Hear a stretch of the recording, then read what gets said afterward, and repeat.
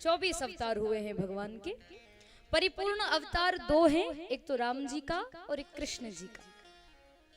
और इन 24 अवतारों में आपने 17वां अवतार सुना होगा महर्षि वेद व्यास जी का, जिन्होंने भागवत ग्रंथ की रचना की है। जो वेद व्यास जी है ना, ये भगवान का अवतार है। वेद व्यास जी 17वां अवतार है भगवान का। इन्होंने भागवत ग्रंथ की रचना की। और भागवत जी की रचना कैसे हुई, कथा आती है। ये जो वेद व्यास जी हैं, इनके पिता का नाम है पाराशर। पाराशर के बेटे हैं ये।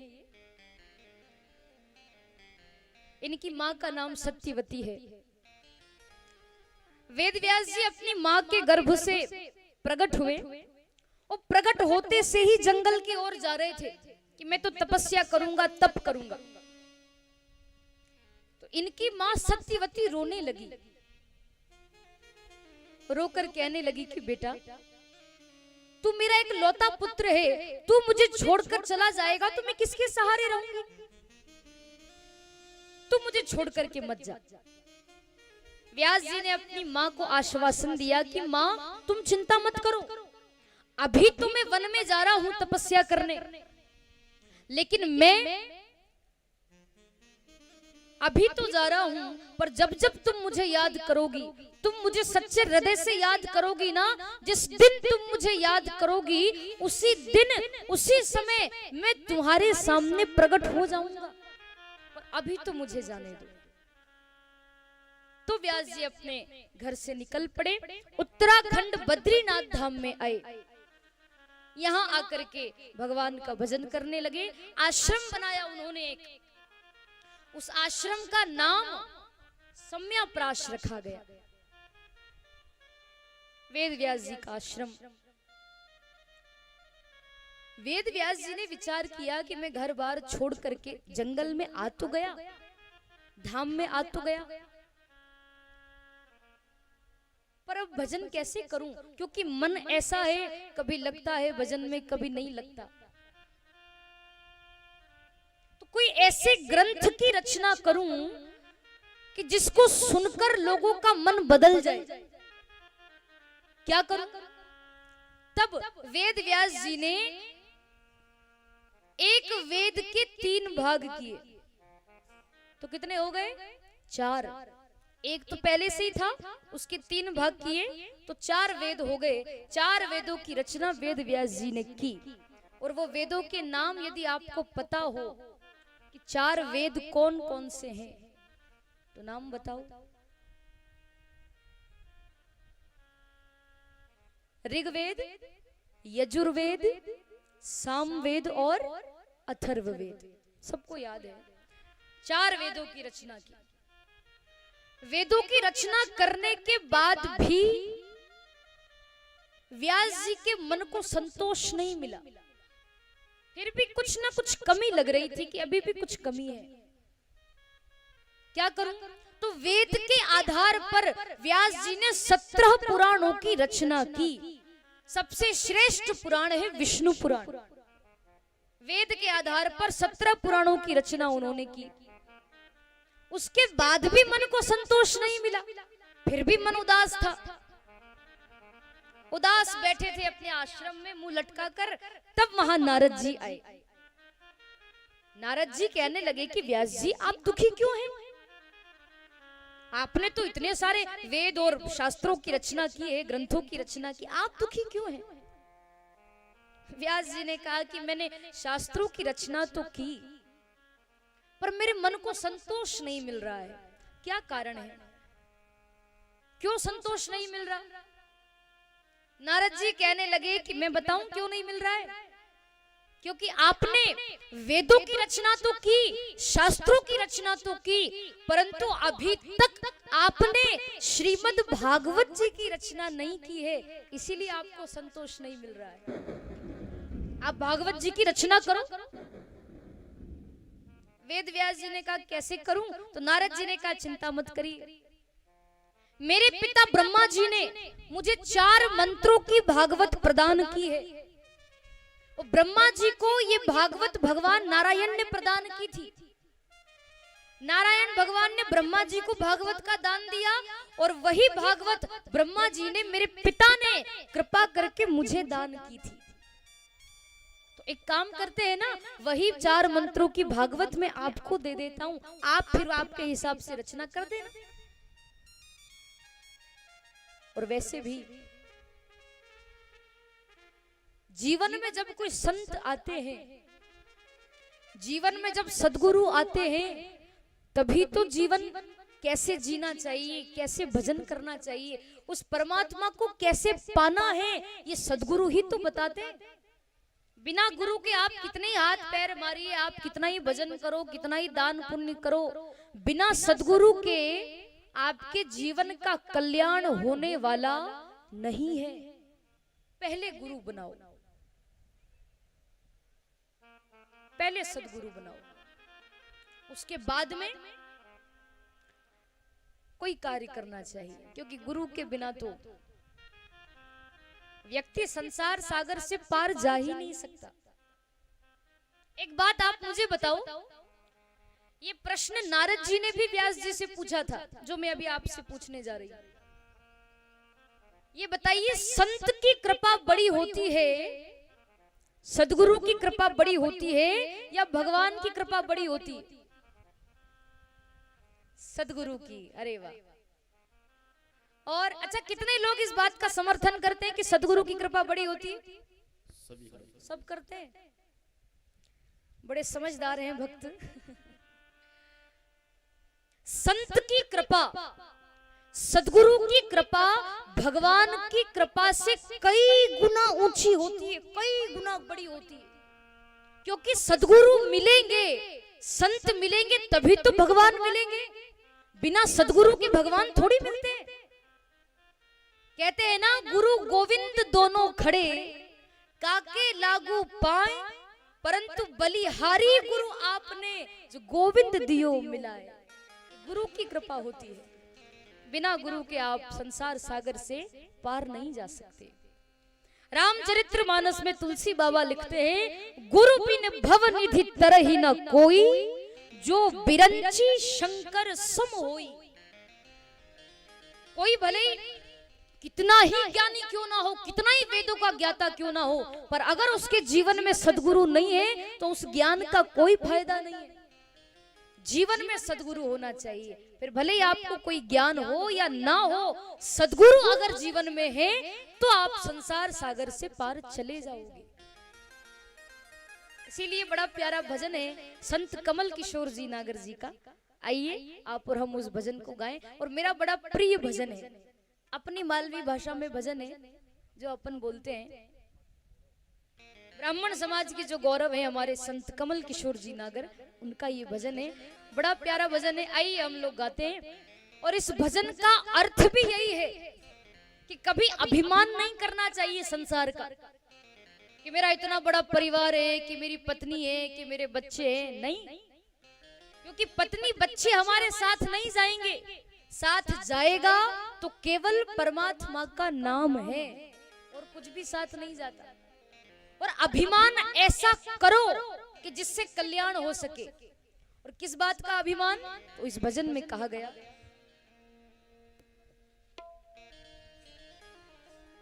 बड़ा प्यारा भजन है। हो मारे एक बड़ोरे अरमान के गुरु महारा समरथ है। हो मारे एक बड़ोरे अरमान के गुरु महारा समरथ है।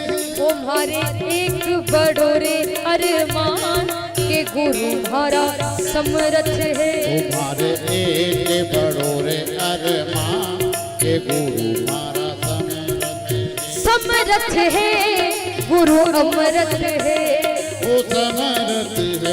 गुरु अमरत है। हो समरथ है, गुरु अमरत है।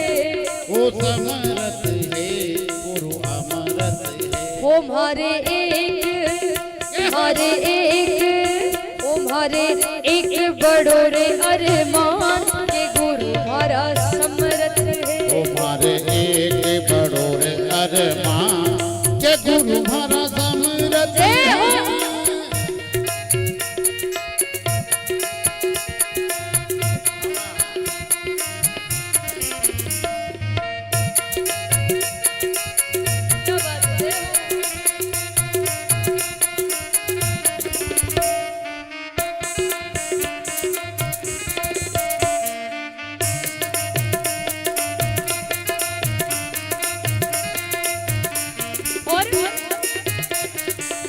नहीं जानू मैं तो वेद पुराण, नहीं जानू मैं तो वेद पुराण, नहीं जानू मैं तो गीता रामायण, नहीं जानू मैं तो गीता रामायण। अरे मारे नहीं शास्त्र रो ज्ञान के गुरु मारा समरथ है। तुम्हारे नहीं शास्त्र रो ज्ञान के गुरु मारा समरथ है। समरथ है गुरु अमरत है, समरथ है गुरु अमरत है। हो समरथ है गुरु अमरत है। ओ समरथ है गुरु अमरत है। ओ मारे एक मारे एक ओ मारे एक बड़ो रे अरमान के गुरु मारा समरथ है। तुम्हारे एक बड़ो रे अरमान के गुरु मारा समरथ है।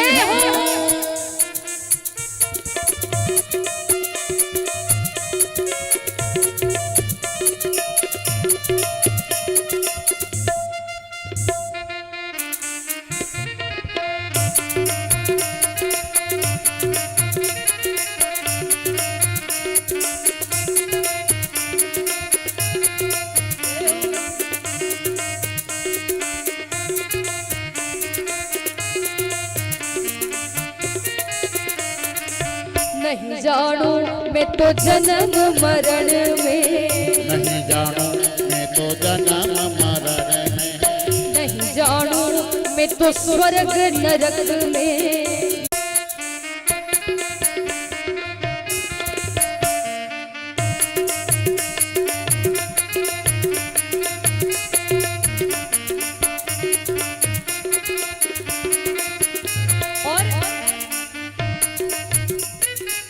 कर न सकी मैं तो तीरथ बरत को, कर न सकी मैं तो तीरथ बरत को, नहीं जानू मैं तो नेम धर्म को, नहीं जानू मैं तो नेम धर्म। अरे मारे नहीं खर्चन को दान के गुरु मारा समरथ है। मारे नहीं खर्चन को दान के गुरु मारा समरथ है। ओ मारे एक बड़ो रे अरमान के गुरु मारा समरथ है। मारे एक बड़ो रे अरमान के गुरु मारा समरथ है।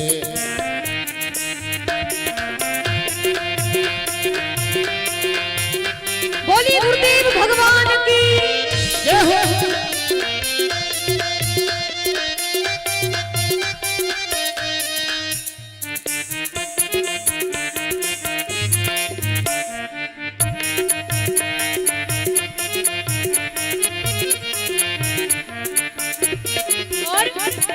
कोई के घमंड घणो माल मलुक को, कोई के घमंड घणो माल मलुक को, कोई अरमान करे धन दौलत को, कोई अरमान करे धन दौलत। ओ मारे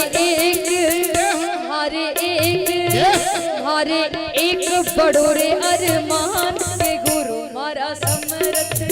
ओ मारे एक बड़ो रे अरमान के गुरु मारा समरथ है। ओ समरथ है गुरु अमरत है। ओ समरथ है गुरु अमरत है। अरे मारे एक बड़ो रे अरमान के गुरु मारा समरथ है।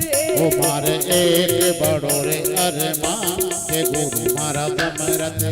मारे एक बड़ो रे अरमान के गुरु मारा समरथ है। के गुरु मारा समरथ है। के गुरु मारा समरथ है। के गुरु मारा समरथ है। के गुरु मारा समरथ है। के गुरु मारा समरथ है। बोली गुरुदेव भगवान की। अरे वाह, जल्दी जल्दी बैठी जाओ, जल्दी जल्दी आई, देखो आई।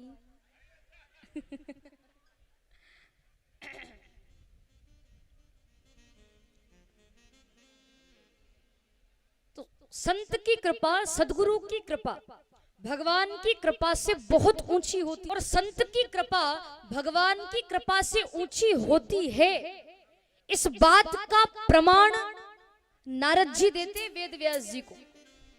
कि संत की कृपा भगवान की कृपा से ऊंची होती है, इस बात का प्रमाण देते हैं नारद जी। प्रमाण कौन है? नारद जी खुद एक प्रमाण है इस बात का। नारद जी ने कहा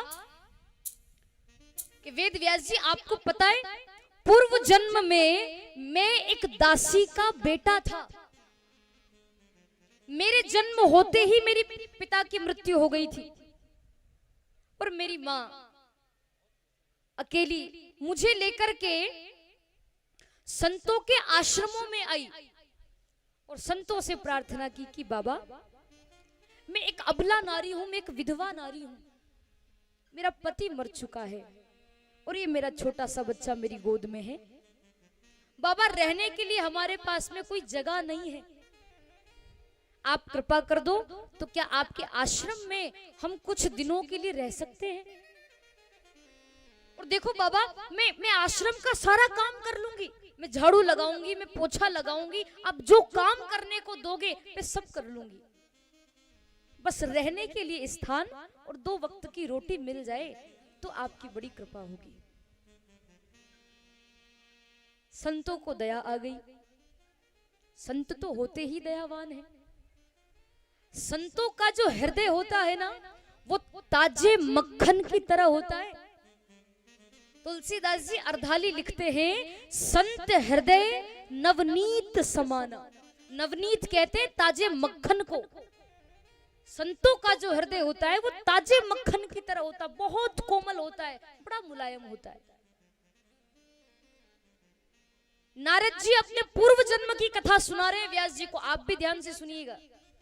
संत की कृपा भगवान की कृपा से ऊंची होती है, इस बात का प्रमाण नारद जी दे रहे हैं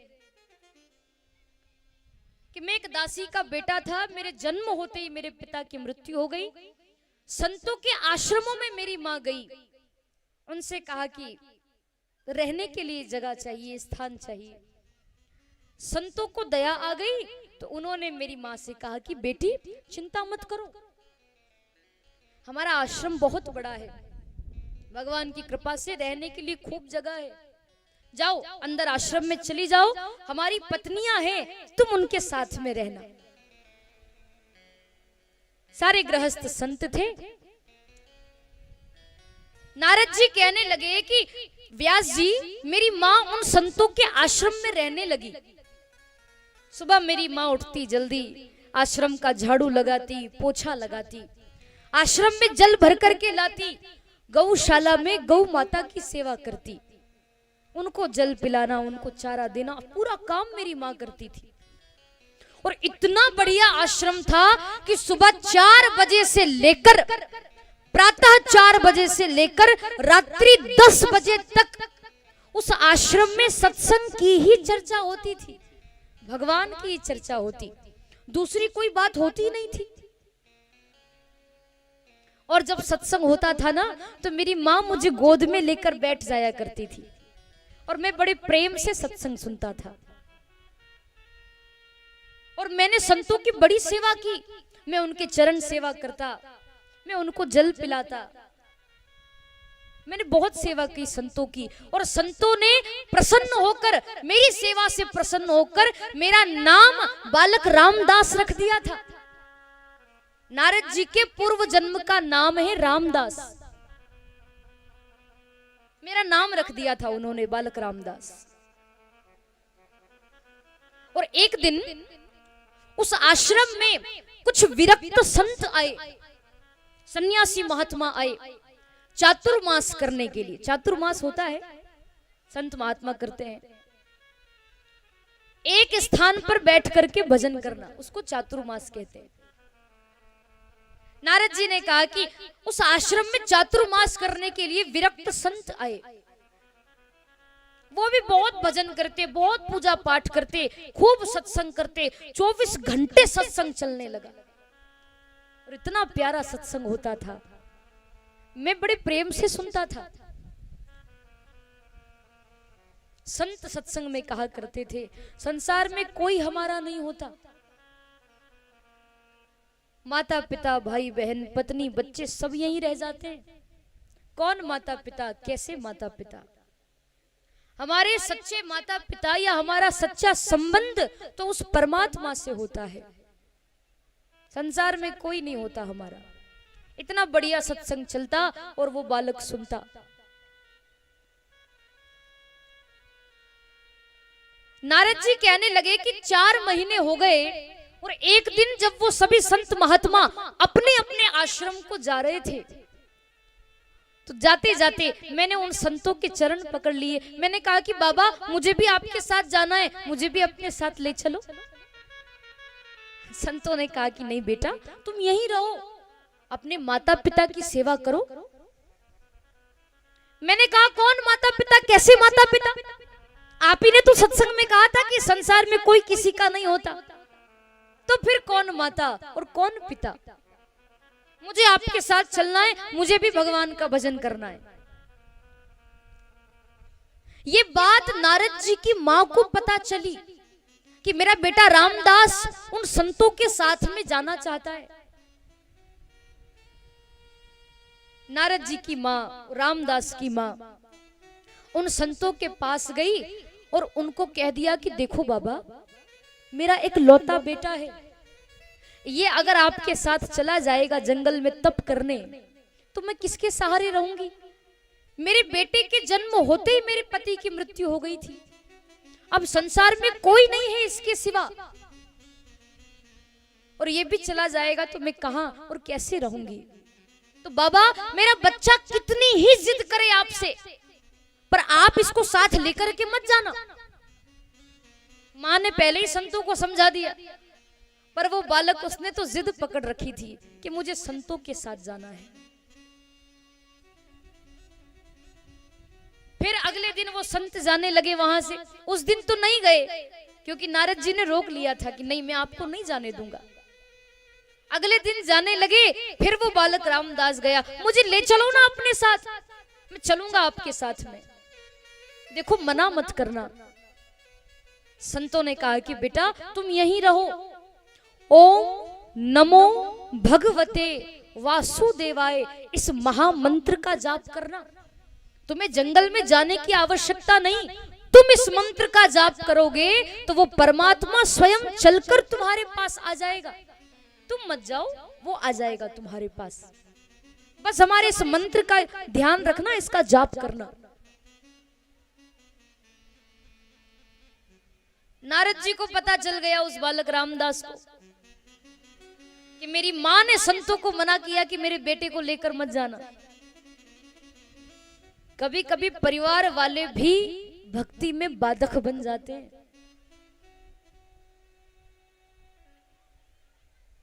आप 2-4 दिन मंदिर जाना शुरू करो, माताएं बहनें मंदिर जाना शुरू करो आप, या अभी कथा में ही देख लेना आप।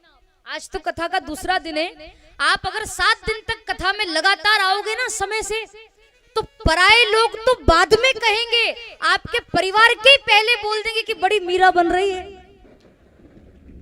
या बड़ा भक्त बन रहा है। हाँ, परिवार वाले ही बोल देते हैं कि देखो साहब बड़ी मीरा बनती फिरती है, बड़ा भक्त बनता फिरता है, खूब भजन कीर्तन करता है। परिवार वाले ही बोल देते हैं। पर संसार में आपको कोई कुछ भी कहे, आप उस बात पर ध्यान मत दो, क्योंकि आप ध्यान दोगे ना तो फिर आप भजन नहीं कर पाओगे। आप अपना कार्य करते रहो, क्योंकि लोग क्या सोचेंगे ये भी अगर हम सोचेंगे तो लोग क्या सोचेंगे, है ना। आप अपना कार्य करो, जिसको जो कहना है कहने दो। आप अच्छा काम करोगे तो भी लोग आपको बुरा कहेंगे, कोई ना कोई कमी निकालेंगे, और बुरा करोगे तो बुरा तो कहना ही है। आप भजन करते हो तो करते रहो, जिसको जो कहना है कहे, कोई देखे या ना देखे, परमात्मा तो देख रहा है।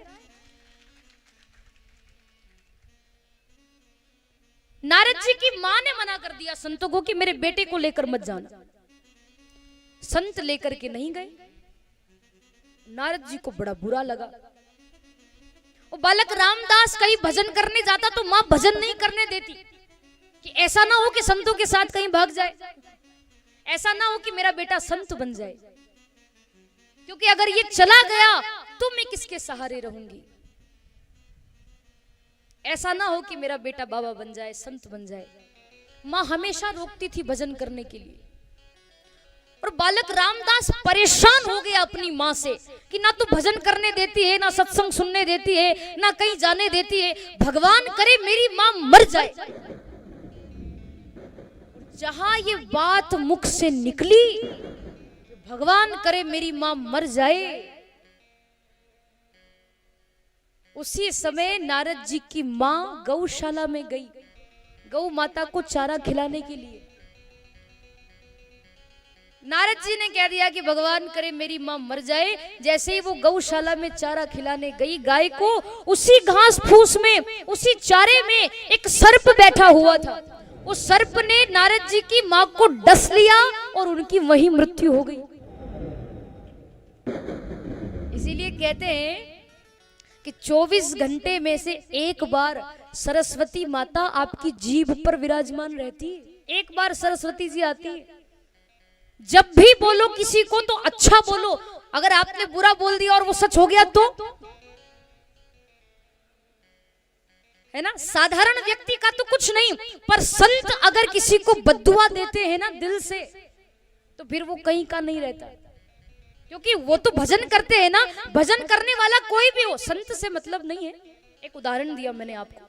भजन करने वाला कोई भी जीव हो, अगर उसको आपने सताया है और उसके हृदय से यदि कोई बद्दुआ निकली है, तो वो आपका नाश कर देती है।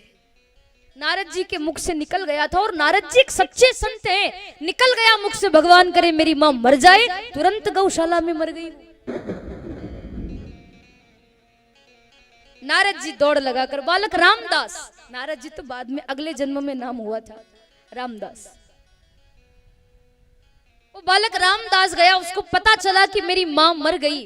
गौशाला में जाकर बहुत रोया वो बच्चा। नारद जी कहने लगे वेद व्यास जी से कि व्यास जी, जब मैं रोया ना तो मेरी दोनों आंखों से 2 प्रकार के आंसू निकले।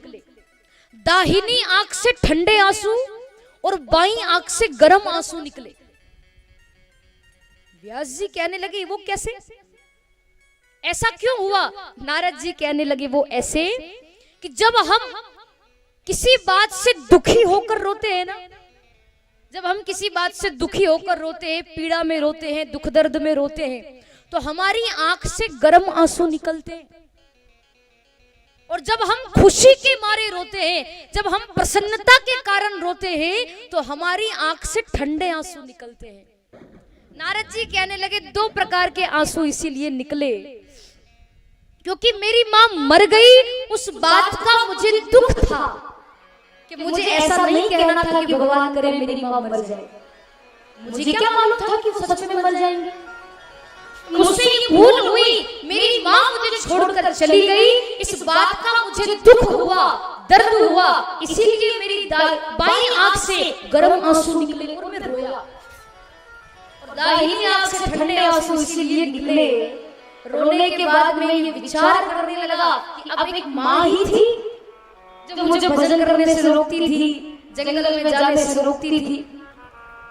तो मुझे प्रसन्नता इस बात की हुई कि अब माँ तुम मर गई, अब मुझे रोकने वाला कोई नहीं है कि तू जंगल में मत जा, कि तू भजन मत कर, कि तू सत्संग मत कर। अब मुझे जंगल में जाने से कोई नहीं रोक सकता। इस प्रसन्नता के कारण मेरी दाहिनी आंख से ठंडे आंसू निकले। दोनों आंख से 2 प्रकार के आंसू। माँ का अंतिम संस्कार किया, जरा सी भी देर नहीं की, मैं तुरंत जंगल में चला गया और संतों ने जो मंत्र बताया था, ओम नमो भगवते वासुदेवाय, इस महामंत्र का मैंने खूब जाप किया। मैंने इतना जाप किया व्यास जी कि मुझे थोड़ी देर में भगवान के दर्शन होते, फिर थोड़ी देर में वो दर्शन गायब हो जाते, फिर भगवान दिखते, फिर गायब हो जाते। खूब जाप किया मैंने उस मंत्र का। आइए आप और हम भी इस मंत्र का जाप करें। ताली बजाकर मेरे साथ गाएंगे, ओम नमो भगवते वासुदेवाय, ओम नमो भगवते वासुदेवाय, ओम नमो भगवते भगवते वासुदेवाय। ओम नमो भगवते वासुदेवाय। ताली बजा कर सभी गाएंगे, सब बोलेंगे मेरे साथ। एक बार हम बोलेंगे, एक बार आप बोलेंगे, थोड़ा जोर से बोलना है ना, ताकि मुझे तो सुनाई दे ही, परमात्मा को भी सुनाई दे जाए। ओम नमो भगवते वासुदेवाय। ओम नमो भगवते वासुदेवाय। ओम नमो भगवते वासुदेवाय। ओम नमो भगवते वासुदेवाय। ओम नमो भगवते वासुदेवाय। ओम नमो भगवते वासुदेवाय। वासुदेवाय मेरो कृष्ण चंद्राय। वासुदेवाय मेरो कृष्ण चंद्राय। ओ वासुदेवाय मेरो कृष्ण चंद्राय। वासुदेवाय मेरो कृष्ण चंद्राय। ओम नमो भगवते वासुदेवाय। ओम नमो भगवते वासुदेवाय।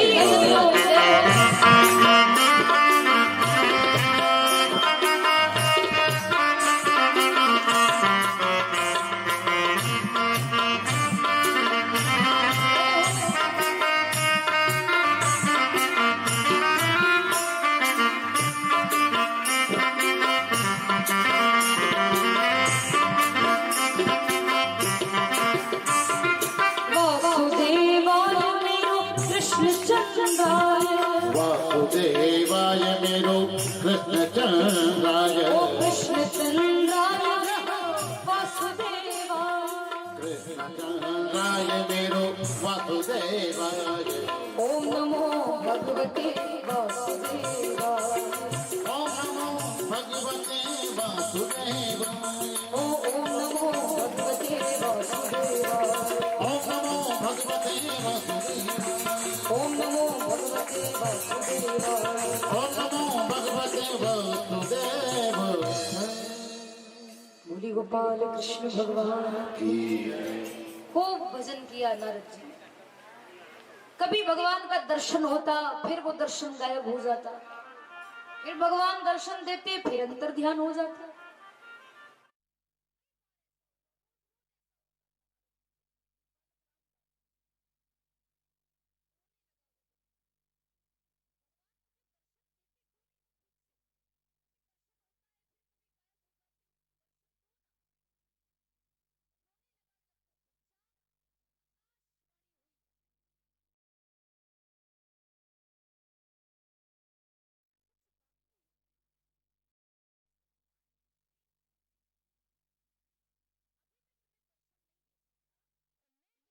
आश्वासन देता हूँ, अगले जन्म में मैं तुम्हें दर्शन। बस उसी समय पृथ्वी पर प्रलय आया, सारी पृथ्वी समुद्र में डूब गई। और जब दूसरी बार इस पृथ्वी का निर्माण हुआ, तब वही बालक रामदास, संत की कृपा देखो, उस मंत्र के जाप का फल देखो। वही बालक रामदास, वो दासी पुत्र, संतों की कृपा से अगले जन्म में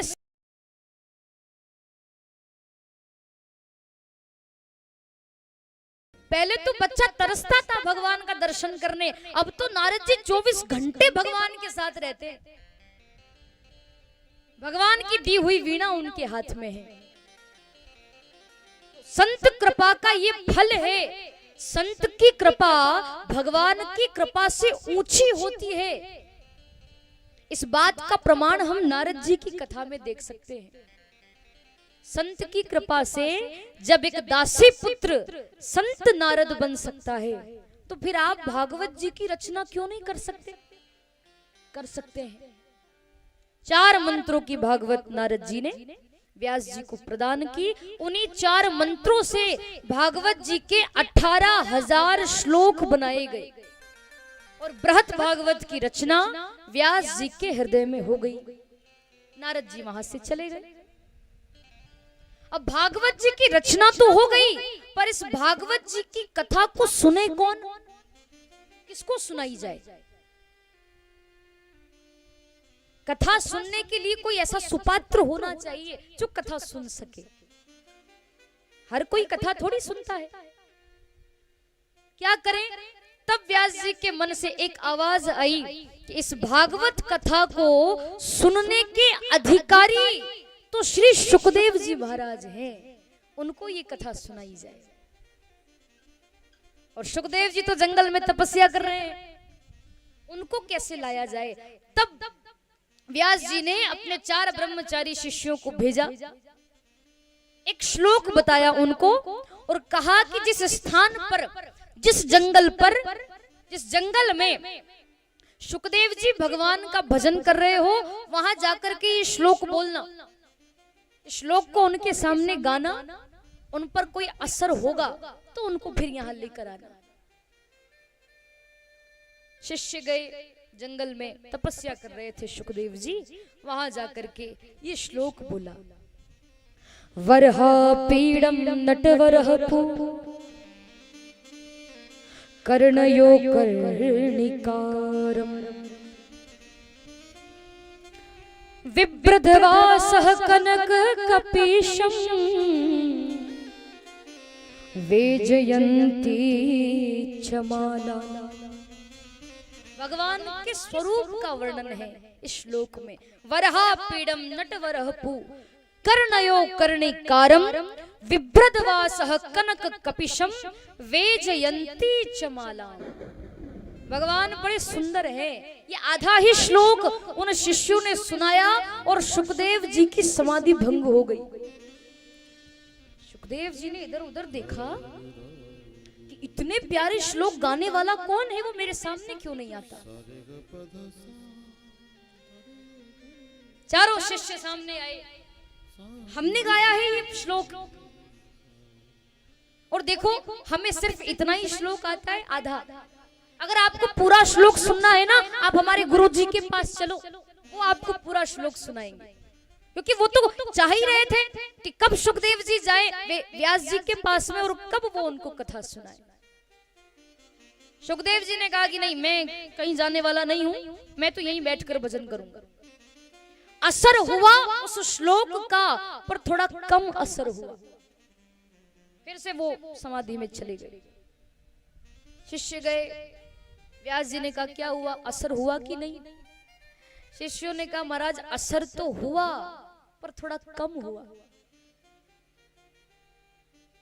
व्यास जी ने कहा जाओ जोर जोर से भगवान के भजन गाना, जोर जोर से भगवान का नाम लेना और इतने भाव से बोलना कि उनको आना ही पड़े। जाकर के फिर श्लोक बोलने लगे, फिर मंत्र बोलने लगे, भगवान के नाम का उच्चारण करने लगे। और अब तो इतनी बढ़िया बात कही, अर्थ सहित उन्होंने कहा कि देखो तो सही, इस पूतना को, पूतना भगवान को मारने के लिए आई थी। पूतना भगवान को मारने आई थी, भगवान को दूध पिलाने के बहाने भगवान को मारने आई थी। वो कैसे भी करके ये मेरा दूध पिएगा, इसके मुख में जहर जाएगा और ये मर जाएगा। पर भगवान कितने दयालु हैं, उस जहर पिलाने वाली को भी, उस मारने वाली पूतना को भी भगवान ने माता की गति प्रदान कर दी। कम्बा दयालु शरणम ब्रजेम, कितने दयालु है वो परमात्मा। जो मारने आई थी उसको मां की गति प्रदान कर दी, जो गति कई वर्षों बाद माता यशोदा को मिलने वाली थी, वो गति पहले ही भगवान ने पूतना को दे दी। कितने दयालु हैं वो।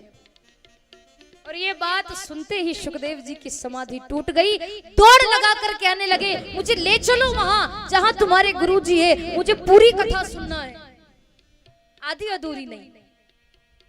तब दौड़ लगा करके शुकदेव जी आए व्यास जी के पास और विधि विधान से श्री शुकदेव जी महाराज ने व्यास जी के मुख से श्रीमद् भागवत कथा श्रवण की और उसका अध्ययन किया। और जब 7 दिन में परीक्षित को मरने का श्राप मिला, तब इन्हीं शुकदेव जी ने 7 दिन तक परीक्षित को भागवत कथा श्रवण कराई थी और उनका उद्धार कराया था। बोलिए शुकदेव जी।